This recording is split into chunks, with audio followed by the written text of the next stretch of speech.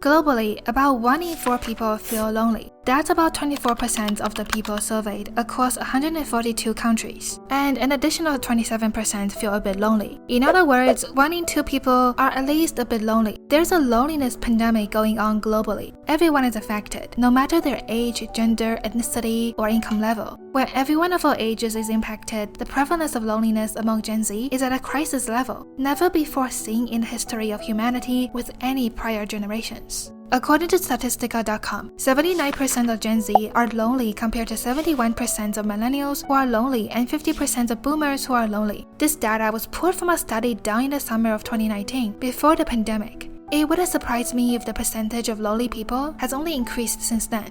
Let's get the most obvious reason out of the way first. Cost of living is one big reason why Gen Z is the loneliest generation in history. We are talking about the cost across sectors, from food, rent, gas, education, and house, especially house. Many Gen Z and millennials believe they will never be able to afford a home, and they're not wrong. This is why first-time homebuyers are so frustrated in today's market, because what has happened in the past 5 years is devastating. In 2019, the median household income in this country was $68,000. The median home price was only $260,000. You could put down just $8,000 to get this house, and the payment out the door was only $1,600 a month, including property taxes, homeowner insurance, and PMI. In fact, you could actually make $50,000 if you had zero debt and qualify for this home with just $8,000 down. What a great time. This is why millennials weren't whining and complaining in 2019. But why is it difficult in 2024? Well, because the income has gone up to $80,000 for the median household income, but now the median home price in this country is $400,000.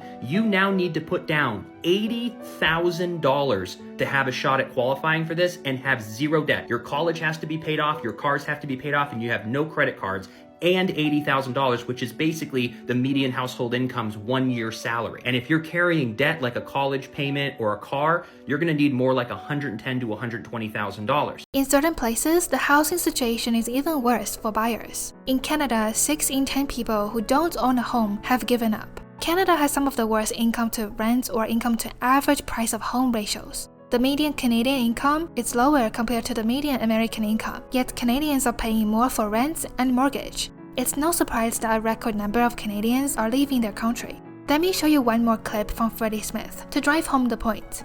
I am 36 years old. Just 15 years ago, when I was 21, living in Los Angeles, one of the most expensive cities in the country, I was crushing it, making $2,200 a month, serving at the Outback Steakhouse just 4 days a week. Me and my buddy split a beautiful 2-bedroom apartment. Our groceries were $50 a week a piece. We used to go to breakfast 3 days a week. We used to go to the bars 3 days a week. We furnished our entire apartment. We used to go buy DVD sets. We had disposable income. We were saving money off of $2,200. We were never worried about bills at all. And then $100,000 back in the day, just 12 years ago, you were crushing it. When I first made my first $100,000, I went and got a BMW. You know what the monthly payment was? $333. One of the nicest apartments in LA, a 2-bed, 2-bath plus loft, was $2,300. Today, $2,300 is a studio apartment. You need at least $200,000 to feel the same purchasing power as you did just 12 years ago with $100,000. Here are some of the comments under this video. In 2010, you could live comfortably on a $40,000 salary. I made $50,000 per year. I had to decide between buying a used car or being able to move out of my mom's basement. I doubled my salary in 5 years with education and hard work, and we aren't any better off. I've never worked harder or made this much money, and yet I'm the poorest I've ever been. No matter how much you make, it's never enough. When the cost of living is this high, it's hard to feel hopeful or motivated. Unsurprisingly, Gen Z suffers from higher rates of depression and mental health issues compared to previous generations. It's very hard to feel happy when you know after grinding so hard through school, maybe incurring student loans in the process, the 40 hours per week of work is not going to give you the life you've been promised. It's barely enough to scrape by. We used to think $100,000 is a lot. It means you made it. Millennials and some Gen Z remember being told this as a kid. It's what influenced people's career choices. What people spent years trying to achieve. Now that some of us are there, people have realized it's no longer a lot. But how many Gen Z are actually making 6 figures? Not many. Most working Gen Z is making roughly $30,000 to $50,000 per year.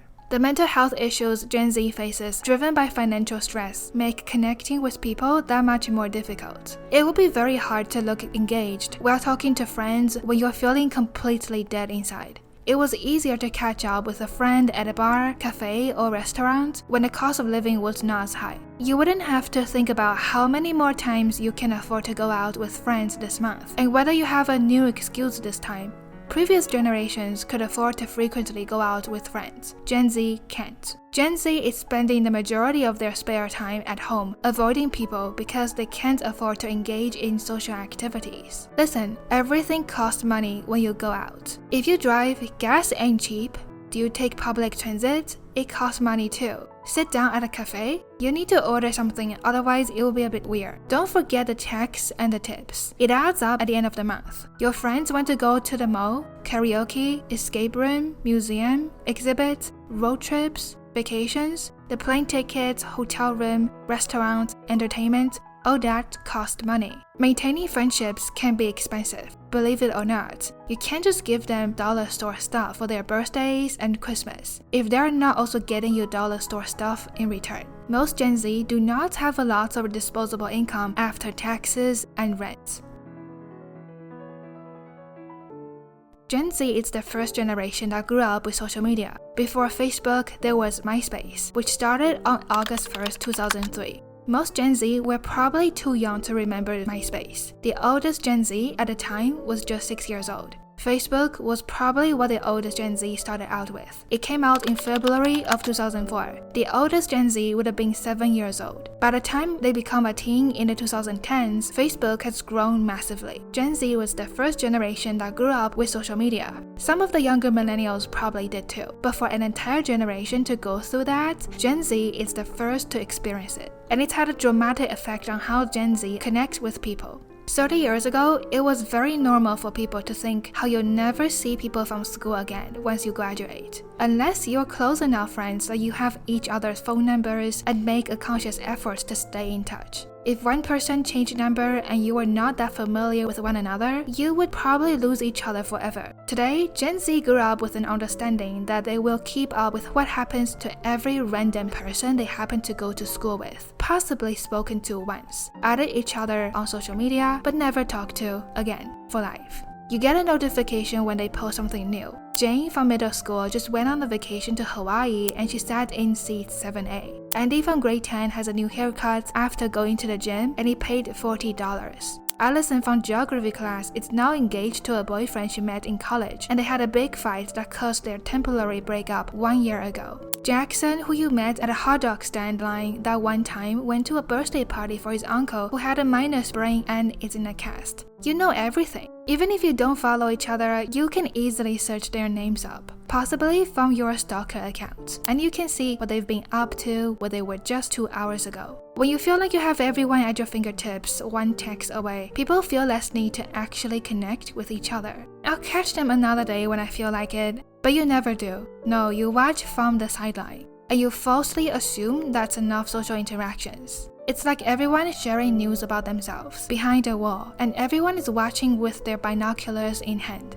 sometimes raising a love flag in response. You're all up in each other's business, but no one actually talks to one another. And in a lot of cases, no one even likes each other. Everyone is far apart, doing their own thing, careful to portray their life in a specific way to outsiders. It's a false sense of closeness that distances people from one another. Social media's purpose is to connect people, but it's actually made people more isolated than ever. People only post the highlights of their day, their week, their month. You don't see the full story behind their carefully selected filtered photos. We know this, but it's easy to forget. You feel like everyone has got it all. Everyone seems to be having a great time. It seems like whatever you do, you're missing out. Are you working hard on your assignment on a Friday night? Oh, look at Jane, she's strolling down a street in Paris, an ocean away. Are you taking some time off at the beach? Oh, Liam, he's already secured a good job before graduating. Maybe you should get that going for you. Gen Z opens up their phone and they see friends showing their perfectly tuned bodies on TikTok, family enjoying vacations on Instagram, and peers humble bragging about their achievements on LinkedIn. It's harder to present yourself authentically when you feel like everyone is thriving and no one's struggling the way you do. Side note, yes, they do, but they hide it because they don't want anyone to think of them as lesser. Before social media, you don't know much about anyone unless you invite them to catch up. Today, you know everything. You get updated in real time, and if you aren't doing as well in one area, you would maybe postpone any meetup you wanted to plan. Not knowing in reality they probably exaggerated their achievements and pretended they were having a good time. It's the filter that gave them glass skin. Pictures that made them look like they lived in an upscale apartment was actually from an Airbnb they split with 2 other people, and they spent an afternoon rearranging the furniture for better aesthetics. The promotion at work doesn't come with much rates, just more responsibilities and an expensive relocation. They actually missed their family and hate it there. Social media is causing people to compare with one another more. It's making people more self-conscious, and it's influencing Gen Z to feel like they're falling behind everyone else. But it's also a place that offers comforts for people. The cheap dopamine that social media provides is one scroll away. You can always find something to entertain you. The algorithm has been so fine-tuned that it shows you exactly what you need at the moment. You can never be bored again. And that's the problem. If you can be preoccupied with social media enough, you lose the motivation to go out there and meet people to cure your non-existent boredom, which sadly fuels the loneliness problem in Gen Z. Gen Z is constantly stimulated by their phones. Normal social interactions have become boring and unexciting. If they could choose between a guaranteed dopamine rush from entertainment on their phones or an uncertain level of satisfaction with friends they fell out of touch with this afternoon, most Gen Z would choose the former. About 50% of people aged 18 to 29 live at home with parents. Gen Z is between the ages of 12 to 27 years old currently. Aside from the Gen Z that live at home right now because they aren't yet 18, half of them are still living at home beyond the age of 18. Living at home has its perks. You can save money on rent, you have someone to cook for you, so a lot of time doing grocery shopping and cooking can be saved. However, it also has its drawbacks. For instance, there's less liberty to go out when you live with your parents. They always know when you do go out and when you come home. They may impose a curfew on you and be all up in your business. You can't really bring home anyone, not your friends, not a boyfriend or a girlfriend. 20s is often seen as the best time in a person's life. It's a time for people to explore new friendships, talk to new people, and maybe go through their first few relationships. Previous generations got to experience having just graduated from college, moving to a new city, living on their own, and meeting new friends. This is the foundation of shows like Friends, Big Bang Theory, How I Met Your Mother, and even The Office were based on. Young people in their 20s trying to figure things out, living on their own, encountering interesting characters, forming lifelong friendships, and falling in love. In Friends, Rachel ran away on her wedding day. She caught up with her high school friend Monica in a cafe. There she met Monica's roommate Phoebe, neighbors Joey and Chandler, and Monica's older brother Ross. Ross has always liked Rachel, but he was too shy to ever approach her. Friendships started to form between the 6 characters in the show. Living in New York City, they went through heartbreaks, career changes, moving, and all kinds of adventures together. By the way, the huge apartment from Friends with 2 bedrooms, where so many plots took place, it's not what most Gen Z can afford in today's market, unless they have rich parents. In The Office, we see a wide range of characters at various stages of their lives. Some of them are in their 20s, like Pam and Jim. They very obviously have feelings for each other, but because Pam was engaged to Roy at the start of the show, Jim couldn't make a move. We see certain events played out. For example, Jim's barbecue at his house. He invited all his coworkers. Jim and Pam had a moment in his bedroom, looking at his yearbook photo. Would this be possible now for most Gen Z? No, because people are too depressed to do much after work, and because half of Gen Z do not have their own place. A lot of experience that came so naturally to previous generations is no longer accessible to most Gen Z. Gen Z is working with much tighter budgets. It's just not the same. The social vibe has changed. The vast majority of Gen Z will never experience the somewhat carefree 20s, exploring the world, living on their own in their sizable apartment with equally pleasant, happy roommates, and quite a bit of leftover money to spare after the bills. No, everyone is pissed. People are not having a good time. Even if they do manage to live on their own in an overpriced city, their money gets stretched so thin that the financial stress makes it hard to go out and meet people. It's like a party where everyone attending is not mentally there. They're worried about their bills, and in the back of their minds, they're slowly coming to realization that they will never be able to afford a house or to retire. No one is relaxed enough to enjoy the party. Even if one person there has no such worries, the party just stinks. No one is mentally present with you. Except this isn't a party, it's real life. In movies and TV shows, college life also gets portrayed a certain way. Before I started my study, I pictured living in the big city, renting an apartment close to campus. After class is over, I'd go out with friends to local restaurants to grab a bite. That may still be the experience many college students have right now, but when I got there, it was totally different. First of all, the rental market was already outrageous when it was my time to go. Everyone seemed so disinterested in forming actual friendships. Beyond the time before class started and brief moments between classes where you could talk to each other, people didn't make time for other people. They go to classes and then they go straight home to study. Nobody stuck around, and when there were campus events that should have been fun and filled with people, barely anyone showed up. The school I chose was not known as a party school. It's known as the opposites. Everyone buried their noses deep in books. The signs were there all along. I think we all knew at the time just how crazy the housing markets and cost of living already were. And everyone wanted to study hard for a bigger paycheck. Nobody has time to waste. We all had to prioritize our future. After so many years of intense studying, we realized that it might have been for nothing. You can't get ahead. The most successful of us are making 6 figures, but that's still not enough to buy a house, especially where I live. So we lost out on what could have been an amazing university experience. We endured the lonely nights studying instead of forming tight-knit circles. In return, we got handed a bad economy for company. The third place is places where people gather for social interactions aside from home and the workplace or school. It could be a church, cafe, bar, club, library. In France, it's Central Park, the coffee shop. In How I Met Your Mother, it's the bar they frequented. People used to have a third place. People go there to socialize and often run into people they know. A lot of people found their future wife and husband in the third place. Back when people were more religious, Sunday church was a popular third place. Gen Z is by far the least religious generation since religion has been invented. So church as a third place is already out for most Gen Z. When I was an undergraduate student, my third place was the school campus. I would go there and often run into people I know. We have a chat, study together, and then go on with our day. Most people didn't stay on campus long after the last class of the day was over.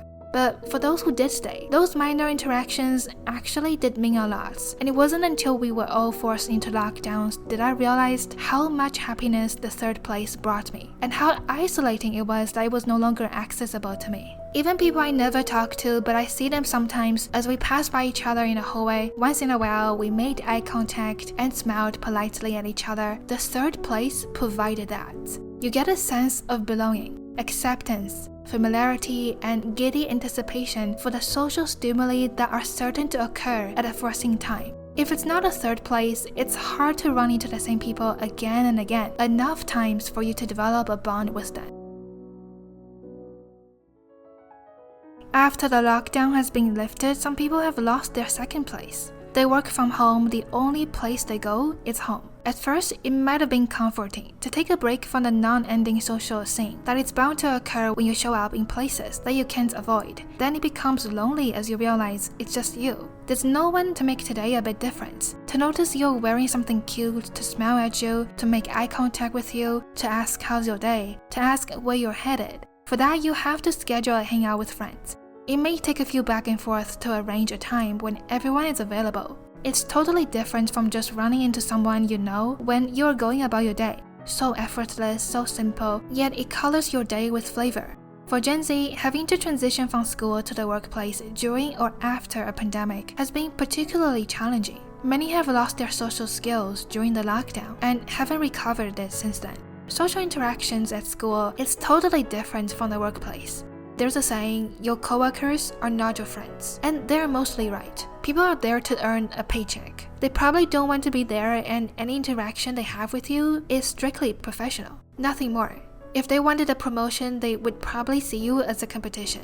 It can be hard not to feel lonely in this world where you can't trust the people at work and then you go home, open Instagram, only to see everyone your age flaunting their carefully crafted highlights of the week. It's like you're trapped in a play. Everyone has their masks on. You know what you're seeing and hearing probably isn't the full truth, and you're desperate for some authenticity. But the play must go on. Everyone is afraid of shedding their masks for fear of judgment. It made you keep your distance, so the loneliness persists. Believe it or not, there's actually a lot you can do to mediate the feeling of loneliness, but it will take stepping out of your comfort zone to fix. Some of the things that you can do if you want to be cured of the loneliness plague: you can volunteer. People who volunteer tend to have a good heart, so you're bound to find amazing characters when you volunteer in a soup kitchen, for instance. You can also take a community class. In France, Joey took an acting class. It was there that he met a girl he liked. Rachel and Phoebe also took a literature class together. Monica was in a cooking class at one point. Being in a class setting means you're guaranteed to see the same people again and again for a couple of weeks at least. You can use the opportunity to invite them to go to a cafe with you after class. From there, you can hang out regularly even after the course is over. A lot of people also join gyms. If you go to gym at specific times, you would meet certain characters frequently. Most people who go to gym go at a specific time and day of the week. For instance, it could be right after work at 6 p.m. I don't personally go to the gym, but I know a few things from what I heard. If you don't want to spend money on memberships and classes, a lot of people go to cafes to work. When it's busy enough, they won't know if you didn't order anything. Do you work from home? This can be a great setup. If you don't, on your weekends, check out the local cafe. You'll probably see a few familiar faces if you go often enough. Strike up a conversation with one of them. Some people are dying for social interactions, but they are too shy to be the first person to talk. In fact, study shows that people who are lonely tend to appear not very approachable, so it exacerbates the loneliness. Be the first to break the ice, so people know that you are actually friendly. Also, there are quite a few things Gen Z can do to feel less lonely. Sadly, most would rather do nothing. The problem would probably get worse with subsequent generations, with Gen Alpha being the next to get hit harder than Gen Z. I can only imagine what kind of future we have if this persists.